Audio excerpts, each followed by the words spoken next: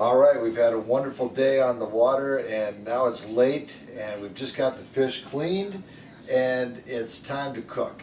And I've got a really super fast way to eat and enjoy fresh caught fish. And it's called the microwave recipe. First thing you do is you take your fillets, you put them on a plate.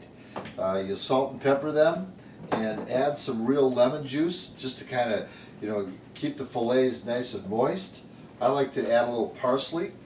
Just sprinkle it on.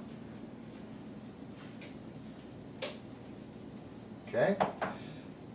Throw in a little onion for some texture and some crunch.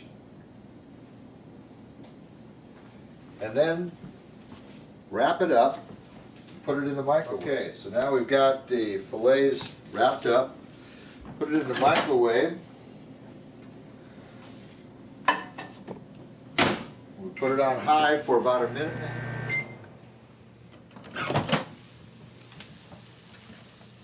Now, when you take them out of the microwave, the fillets should be opaque, which they are. And there you have it. They're like baked fish. They're very tasty. They're very healthy for you. And all you have to do is take them out of the microwave and enjoy.